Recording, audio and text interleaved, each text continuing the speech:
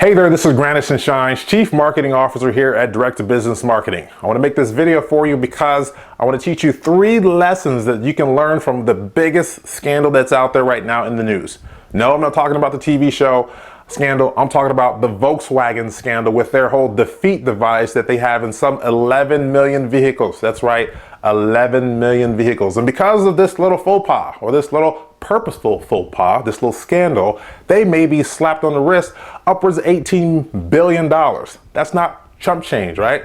$18 billion, not including all the states that want to sue them because they gave some false readings. So what did they do? They had a product, they put a product out there, and they had a little code in the software that said, hey, emissions testing equipment is hooked up to me. I'm going to give out false readings. Well, they did that, and now here we go. 3 marketing lessons you can learn. Lesson number 1, don't make false claims about your product or service. This is one of the biggest things you can do that will give you the quickest demise in the marketplace, by making false claims and then not living up to those claims. Making sure you just state the obvious with your product or service, and then making sure you state the benefits, or the features and the benefits, I should say, but making sure you're not making false claims. Do not overstretch, or do not push your product beyond the limits for which it is capable. It doesn't matter what it is, whether it's your product, whether it's your service. If you have a service, you have to deliver. So the product has to live up to the expectation. So don't put out false claims about your product or service. Point number 2 feeds into point number 1 a little bit, but don't cut corners in order to gain market share. Cutting corners in order to gain market share is just going to hurt you in the long run, because at the end, the customers are going to find out that you made this product that wasn't living up to the expectation, and you're going to start losing clients. And you're going to have to fight even harder to retain those clients and even to gain their trust all over again. So making sure you don't cut corners just to gain market share is pretty important for your business. Point number 3, make sure that you fix the issues with your product or service before putting it out into the marketplace, before selling it to a client, before selling it or introducing it to prospects. Making sure those issues are fixed is going to be critically important, again, for the brand of your company.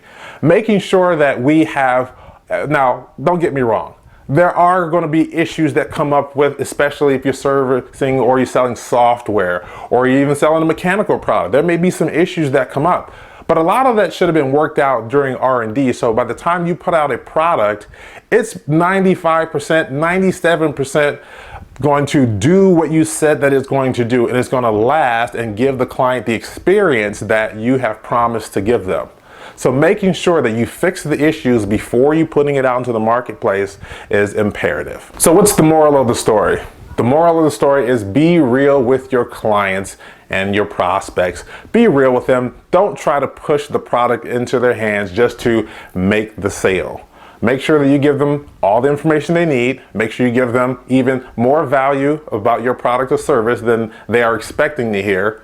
But then at the end of the day, make sure you just deliver on your promises. Make sure it upholds to the standards that you promised the client, so they can get the experience that they need and want from your product or service.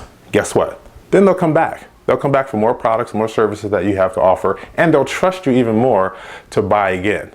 So all these clients who have Volkswagens right now, are they going to trust Volkswagen next time they say, hey, you know what? We have this clean air product, or this diesel product that's emitting clean air?